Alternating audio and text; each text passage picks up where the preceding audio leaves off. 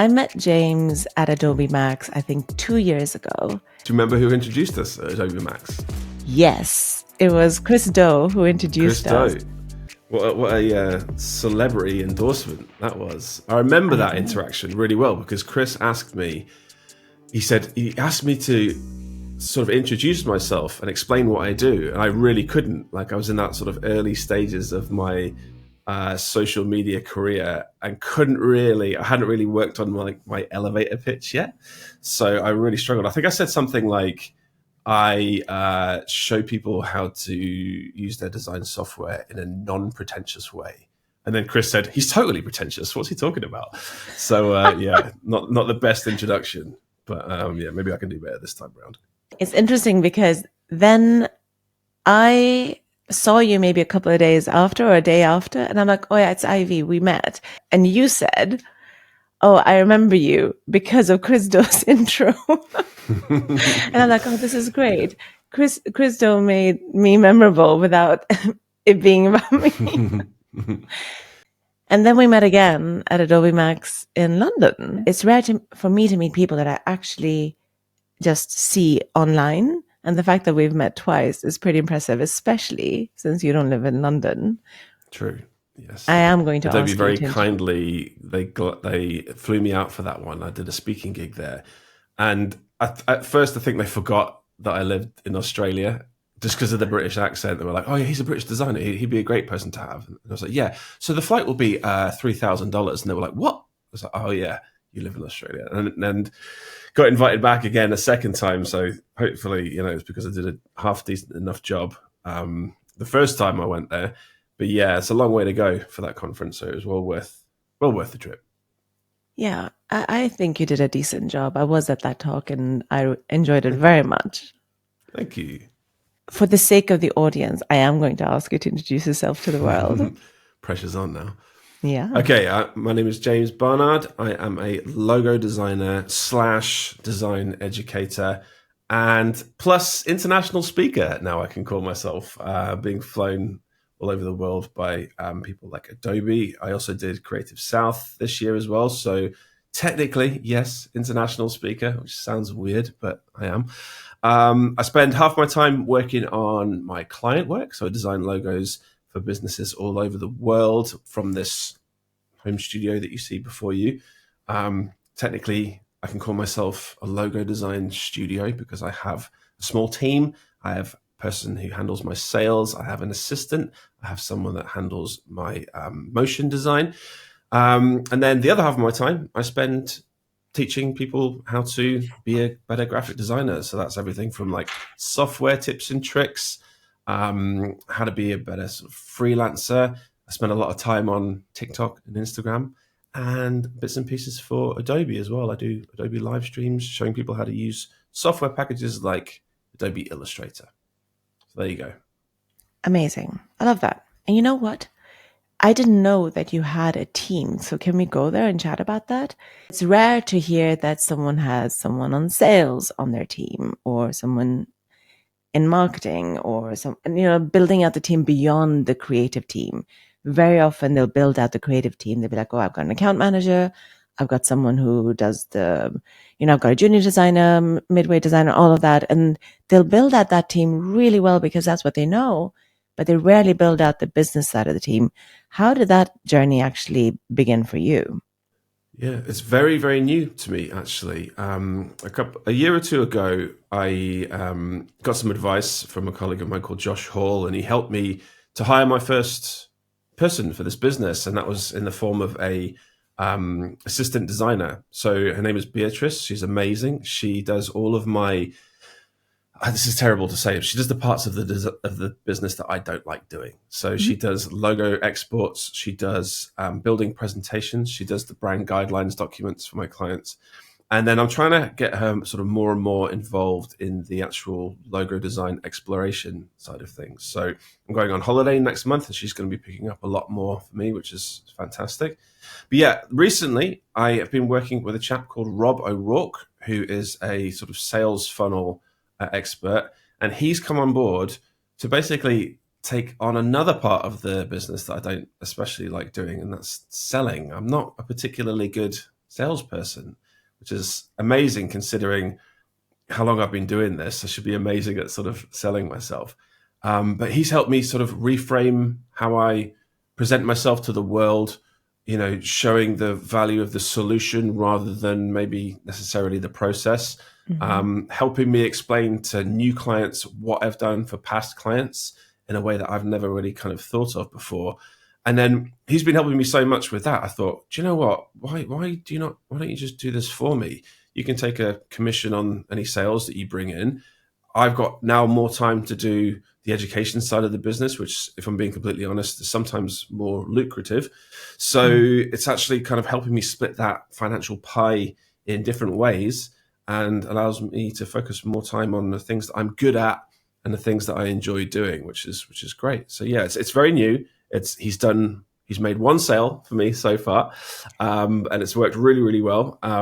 So yeah, and it's allowed me to also just to charge a little bit more for what I do. He's helped me actually set the bar a little bit higher.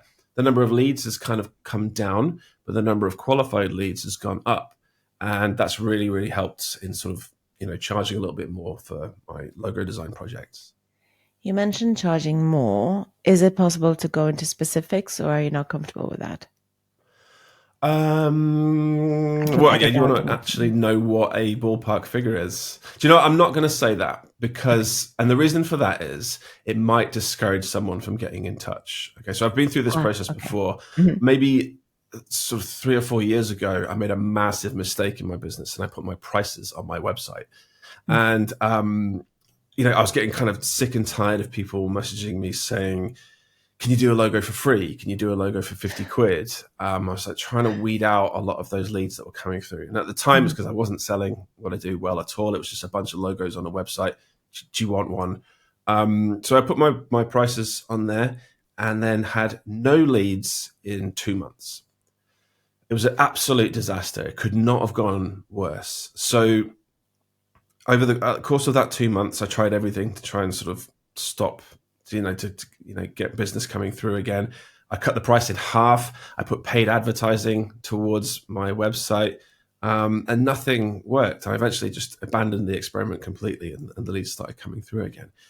So that having that price on the website was such a barrier to entry for so many people that they were just bouncing off to a competitor or going somewhere else. I didn't have the opportunity to explain the value of what I do. I didn't have the opportunity to explain how my process works and how it might work for them, or what the value of a good logo can do for your business. And they were just leaving immediately. So it was a disaster. So I'd rather encourage the lead through. I'd rather get on a call with someone first, and get them to have a chat with me first. Now there are things I can do on the site to kind of pre-qualify that call before I actually end up getting on the call with them. And this is what Rob's been helping me with lately. So when someone comes onto the site and they book a call with me, there are budget funnels, like budget drop-down requests, and they're set quite high. So the first option is, are you less than $10,000? And then the bands go up quite steeply from there. Is it 10,000 to 25? Is it 25 to 50? Is it 50,000 plus? And that kind of should tell the person getting in touch, the region of what you'd expect to pay for a design with me. So if they then book a call, what happens is Rob's helped me set up this kind of email schedule that goes through 2 days before they actually get onto that call. And what we're trying to do there is work out whether we're a good fit or not. So he'll send through some bits and pieces of like case study work that I've done, how I've solved problems for different clients in the past. So by the time they get to the call, that client should know if they can kind of play in the same ballpark or not. And if they get all the way through, they have a chat with Rob. Rob kind of pre-qualifies them for me, which is fantastic. And then if it goes well and he's confident that they have the budget and that they're a good fit, then what he'll do is he'll send me the recording of that call. I'll watch it through and then I'll send my proposal over. And then if that goes well, then we get on another call and I'll have a chat with them. So there's a lot of stages in place now for me to kind of, pre-qualify those leads. And it's meant that I can, I've started charging a heck of a lot more for what I do. And it's worked really, really well. Can I confirm, do you discuss the price on the call? Or do you send it in the proposal? So that's what Rob Rob will do does. it. Rob will Rob will finalize the immediately price. discuss budget. Yes. Oh yeah. Okay, He'll great. get a good like budget range. He doesn't finalize the price. His Yeah. job is to kind of work out what the Hmm. requirements of the job are. So is it just a logo design project and a simple style guide?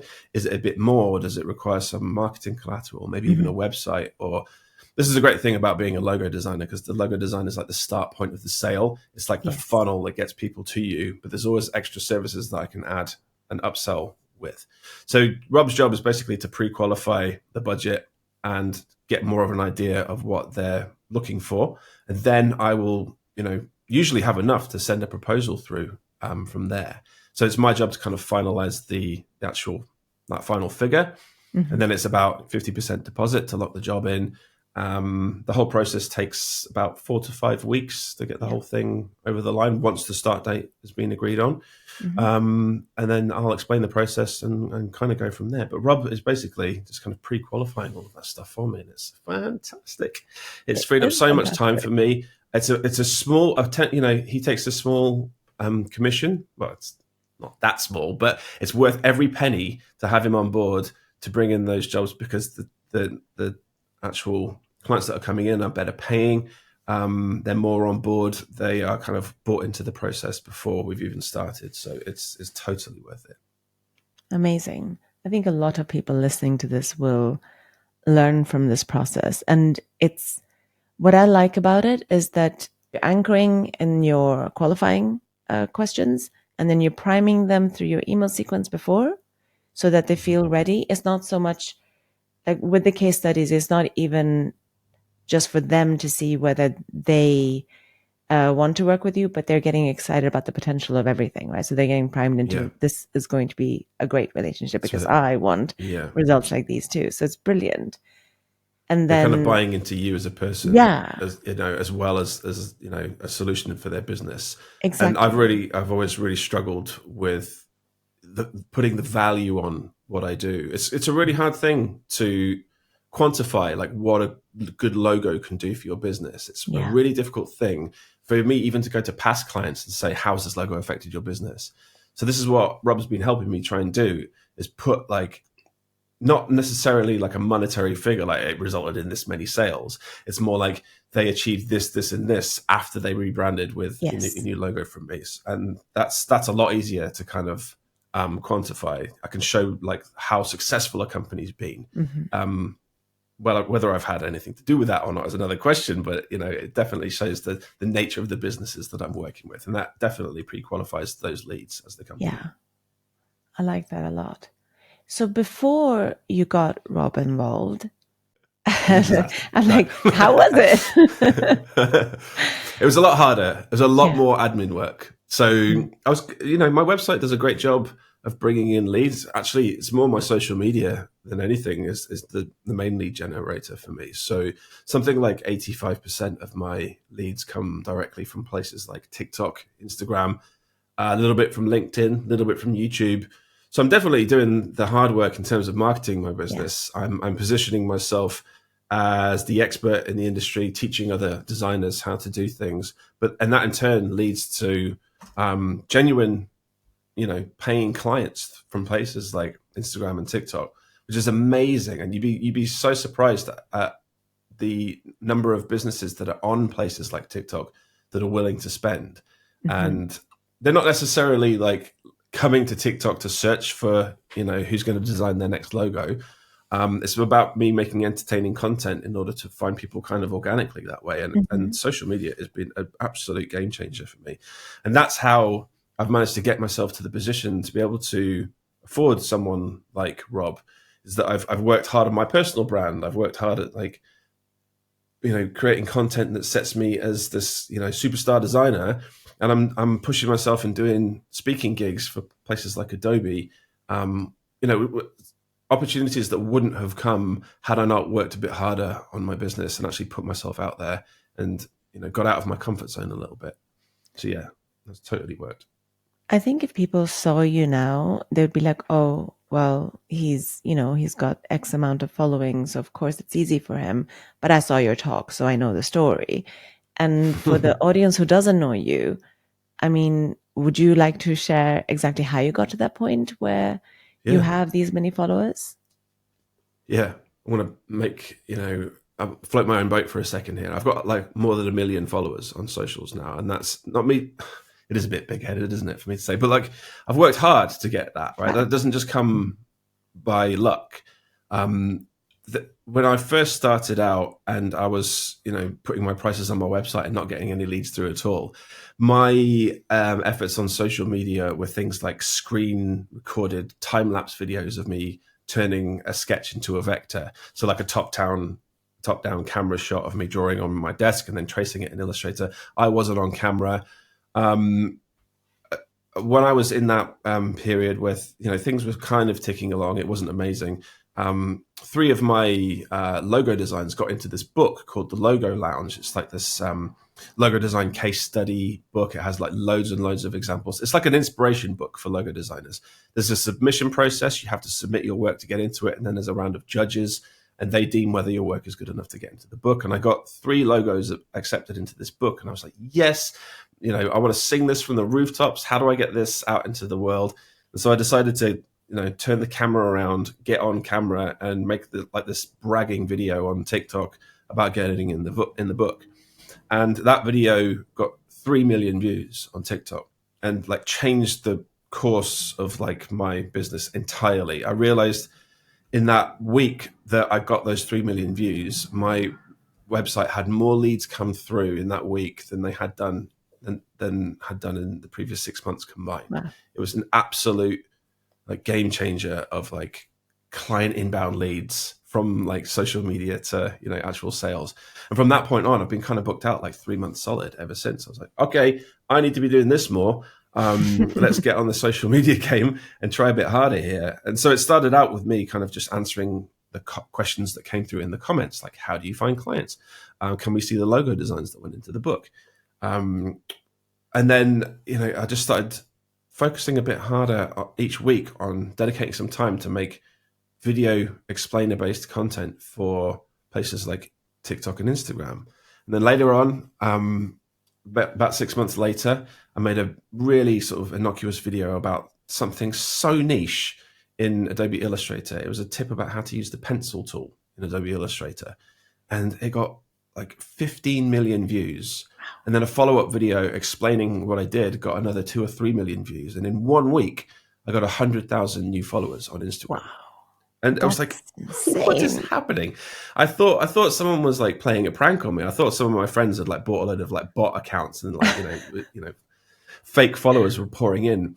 It just didn't stop for this week. It went from like 8,000 followers to 120,000 followers in 2 weeks. So I was like, oh my God, this is absolutely nuts. And now, I have to kind of keep this hype train going. I've got all these new followers. I can't disappoint them. And so there was a bit of pressure there. I tried to kind of keep the amount of content coming and up the quality of it.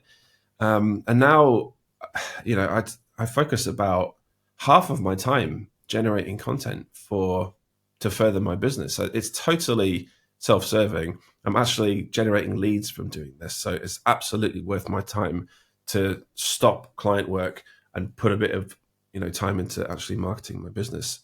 And then I've discovered this guy called Jamie Brindle. He's like this freelancer guru. And he says like half your time should be spent on current client work and the other half of your time should be spent on marketing your business. And for me, social media is that marketing. It's totally worth me spending half of my weekly routine on generating videos for socials.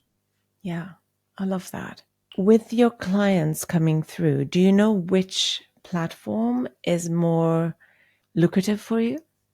I have more followers on Instagram, and that's probably the only reason why Instagram is slightly more on the on a bigger part of that pie chart. Also, with Instagram, more of my videos get shown to my followers, and TikTok is a lot harder to kind of get your eyes in front of people. Having a lot of followers on TikTok doesn't necessarily mean more views. Instagram's a lot friendlier for that. So if I post something and it's like half decent, I'll get like 100,000 views on it just because of the sheer number of followers that I've got. Same thing on TikTok. It doesn't work as well. You have to kind of play the game a little bit more. And for me, I just post the same content to all three. I do Instagram, TikTok, and YouTube. I don't make dedicated content for each of the different platforms. I just don't feel like I can justify the time in that. So yeah, it's all about kind of followers on Instagram at the minute. But I'm trying, I do try to structure the content in a way where it's as engaging as humanly possible. I don't want people to be bored watching my stuff. I want people to be entertained, and that comes with practice. And I've been doing this for like a couple of years now, so there's definitely a format to it. We can go into more on that if you want, because there's a way to kind of structure the content to make it. Yeah, if you want to more share it. I engaging. think you create content so well, and so many people actually do struggle with the. Stop it. It's horrible. Okay, it's so bad. I don't even want to watch it ever. Okay. Well, look. There's definitely like a format to going viral, but it's not necessarily all about going viral all the time, because that doesn't necessarily lead to clients. It might lead to a few new followers here and there. But you want people to be, if using social media to further your business is the main goal, then you kind of got to be a bit clever about the content that you put out there. And for me, it comes in like a few different formats. Software tips and tricks, that's always a good one. So bombshell Illustrator tip set to an absolute banger of a track that has a viral video written all over it. But how to be like a better designer, talking about the principles of design, things like Gestalt principles, or why we don't use red, green, and blue ink in printers. Why do we use CMYK? Weird questions like that. And then funny and inspirational stuff. So case studies from past clients and logo design projects that I've done. Those don't do as well, but they lead to business totally, because they're absolutely showing like how the process might work for a potential client if they're watching. So yeah, it's about kind of mixing up the content.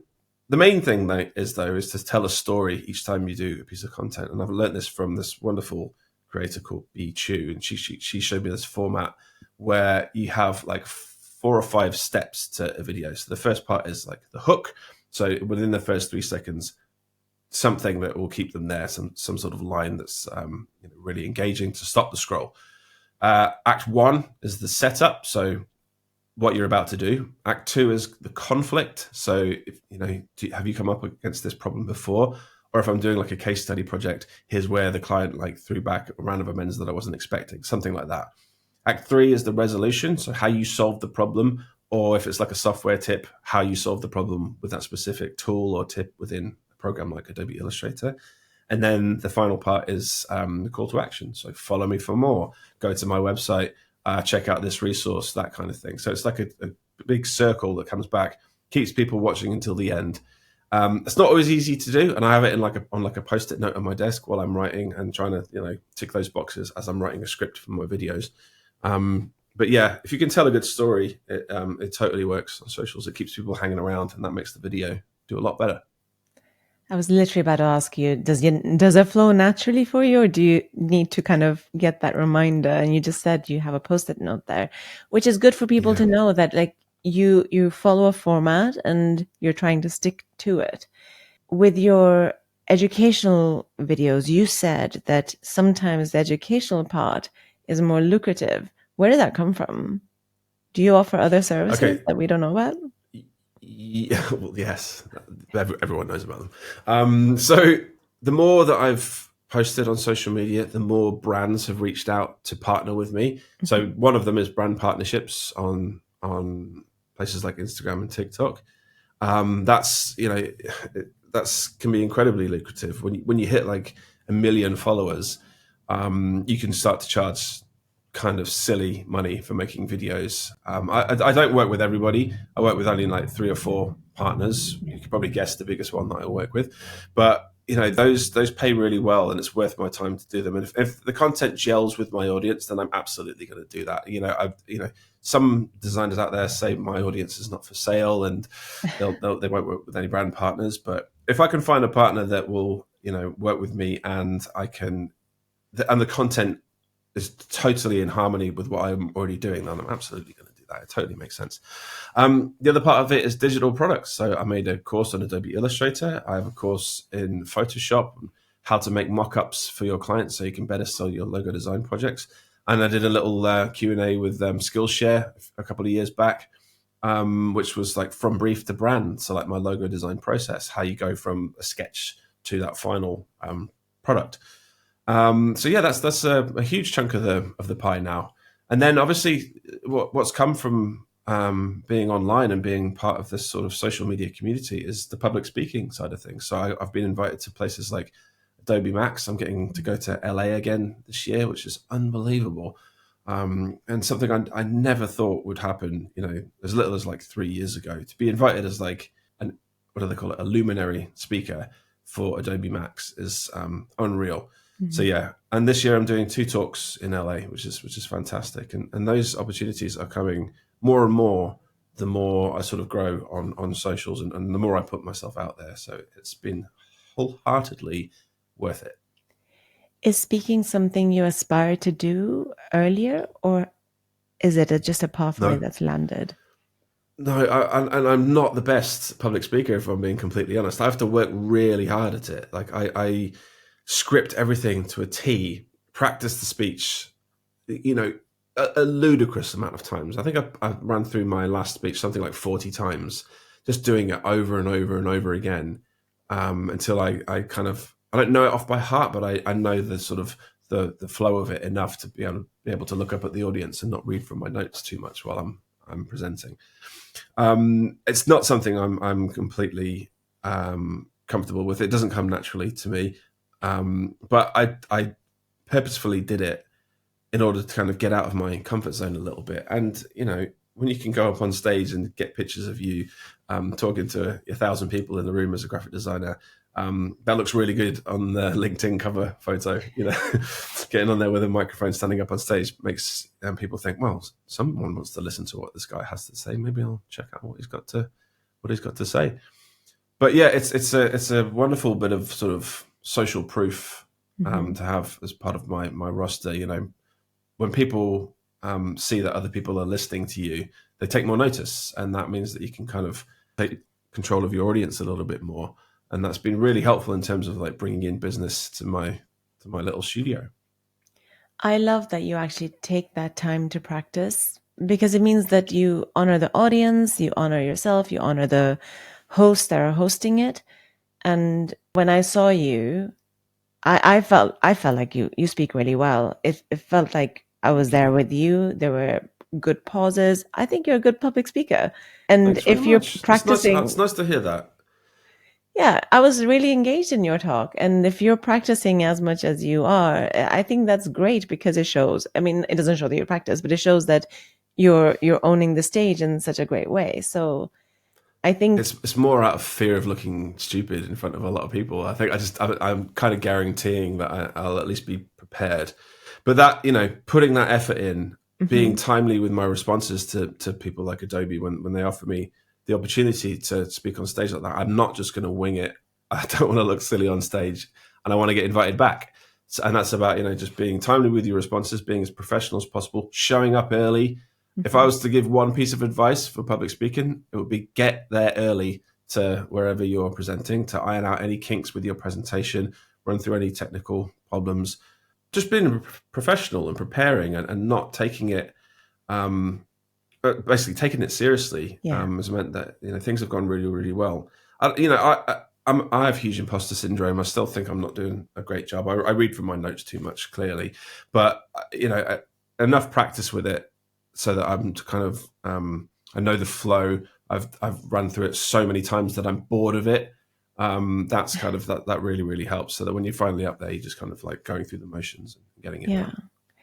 I literally was about to ask you about imposter syndrome, because that's such a big topic with so many creatives, and you just mentioned it, so I'm inviting the conversation even more. Where does it normally show up for you? What do you do with it? Well, comparison is the thief of joy, isn't it? And for me, it's when I go to those places, I'm in kind of in two minds. When I go to design conferences, it kind of recharges my batteries. I love being around other designers, but at the same time, when you go to somewhere like Adobe Max and there's so many great speakers there, and you look at their work and they're all like agency owners, or they've worked with massive brands, or they have like award-winning work, the imposter starts kicking in, and I'm 40 now. I've got no excuses anymore. I've been there and done that. I did start my graphic design life a little bit later. I started at the age of 25, kind of took a career change, but I've got a good 15 years behind me now. So I should have got some great work under my belt at this point. And that's something that sits with me, is that I've done a lot of logo design work, but I haven't done like hugely high profile stuff. And that's a real aim of mine, is to get these types of clients coming through that are bigger and better. I did a project last year for a Las Vegas nightclub that was about as big as it got, like on the strip.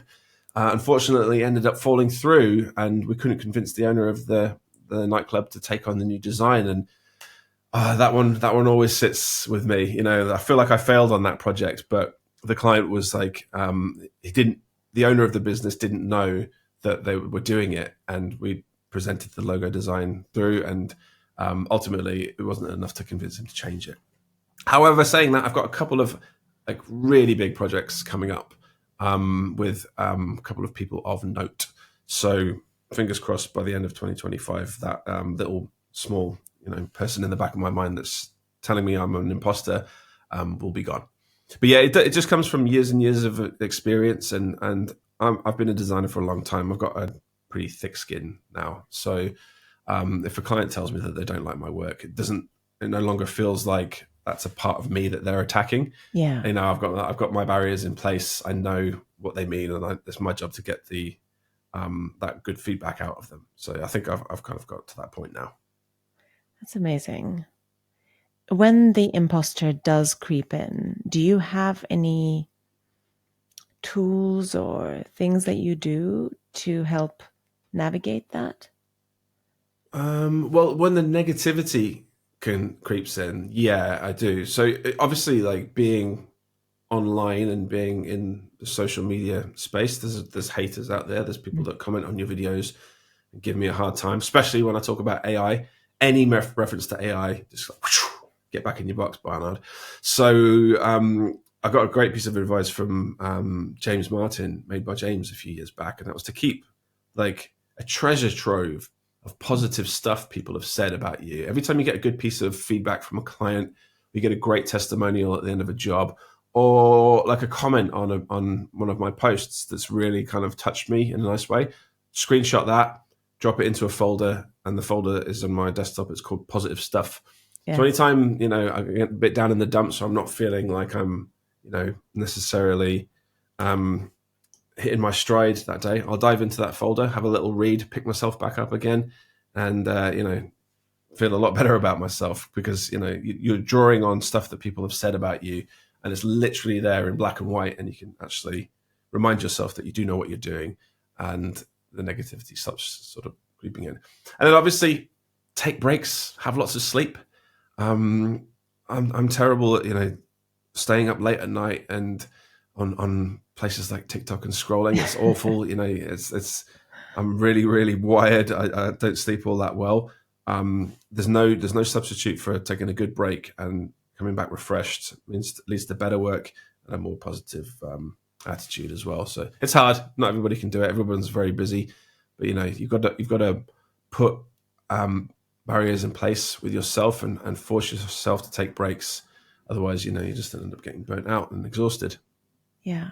I actually love that you have your positivity folder. I have it on my desk. I was just looking at, what did I call it? I'm like, nice things people say. And it's the littlest of things that people can say. Like, I'm like, oh, that comment is nice. I don't think people realize how much impact a nice, kind thing can have. It's the same kind of impact a negative comment can have. So I'm like, okay, I'll delete all the negative comments. There was a study done, wasn't it? A negative comment outweighs 8 positive ones. I think it was 8 things. 4 in the study that I've seen.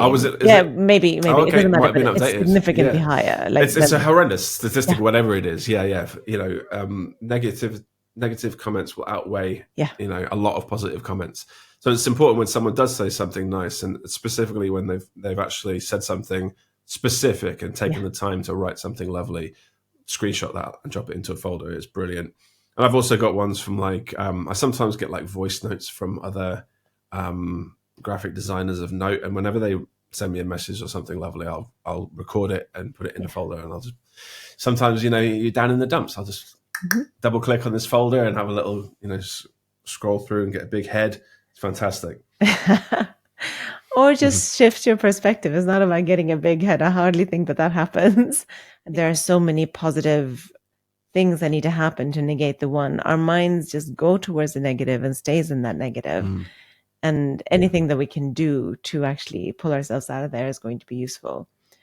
Another thing that I recommend, because I think people don't recognize all the wins that they do, like all the little things that they achieve in order to get where they are. So I recommend, there was one client in particular, I'm like, I want you to have a wins jar, and it doesn't have to have anything in it except for pebbles. So go grab some pebbles, and every time you're taking a step towards where you're going, like maybe you got a response on an email or someone said yes to a call, just put like a pebble in there so you can actually see the progress that you're making, because everyone is just looking at the final destination. I'm like, did I get the client? Did I get the job that I wanted? And they're not seeing all the progress they're making in order to get to that place. Right. And there's just so many steps in between. Like you even mentioned, that your whole sales process is so many more steps now, that every step that you have success in, it's so important to just recognize yourself in these parts.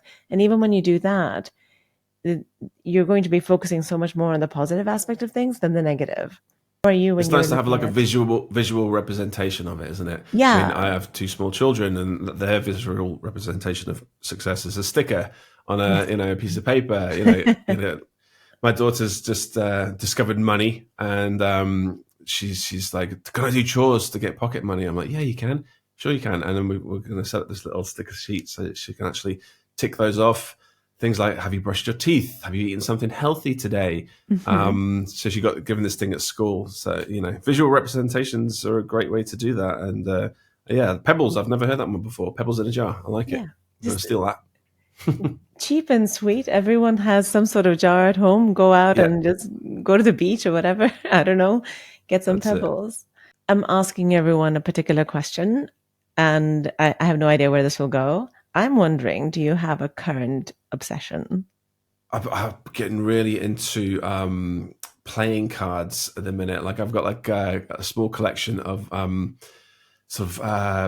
deck of playing cards. One of my goals in life has been to create my own deck of cards, and it's not something that I've ever felt like I've had a chance to do. It's like 52 individual designs for a deck of cards. There's a great company called Theory 11. I've become obsessed with their decks of cards. They're beautifully printed. They're all like gold foil. They have loads of different themes, like superhero themes, like the Avengers or Star Wars. They've got a James Bond deck. I absolutely love them. They're really expensive, but I'm obsessed with them. And I follow this wonderful designer called Aaron. I believe her name is Aaron Lay. I'm gonna have to give you the link to her so you can put it in the show notes. But she is like a playing card designer, and I follow all of her work, and I love watching the process of actually designing a deck of playing cards. So that's something that I really want to do. And maybe I can create like some sort of like design themed deck using like Adobe Illustrator tools or something like that. I don't know. I'm sure there's something there. Is this the first time you're openly talking about it? Yes, it is. Yeah. No, now you'll have to do it. Everyone's going to be like, James, I need this deck. So when will you have it done? Do you know? No comment. No comment. It's an open-ended project. Watch this space. That's right. If people wanted to connect with you, learn from you, work with you, how can people find you? So my website is barnard.co. So that's my last name with .co on the end. That's my kind of studio portfolio website, I guess. And then all of the socials are at Barnard Co. So that's Instagram, TikTok, YouTube, LinkedIn. I'm getting a bit more on LinkedIn these days. It's a lot of fun. So yeah, you can find me there. Or just drop me an email. My email is on my website. So yeah, go there and you can have a little chat with me. Amazing. Is there anything that I haven't asked you that you wanted to talk about today? Is there anything in particular? I don't think so. Well, I'd like to say thank you to you for getting up early for this podcast. To your listeners, I'm based in Australia. It's a leisurely 4:20 in the afternoon, but poor old Ivy here had to get up at 5 or 6 a.m. to do this. So I'd like to add a huge thank you for accommodating my time zone. which doesn't happen very often. So hugely appreciated. Thank you, Ivy. Thank you for being on the podcast. It's been such a wonderful conversation. It was worth it. It was worth me waking up in the morning. Worth getting up for. Yes, Thank you. Absolutely. Thank you. All right, cheers. Thanks a lot. That's it for today's episode of The Creative Flight. If you enjoyed this conversation, make sure to subscribe so you never miss an episode. And if you're listening on Spotify or Apple Podcasts, I invite you to leave a review. It really helps more creators find the show. For more insights and behind the scenes content, you can follow me on Instagram or LinkedIn. You can also check out my resources on ivymalik.com. Thanks for tuning in. I'll see you next time. Until then, keep creating, keep pushing those boundaries, and keep taking flight.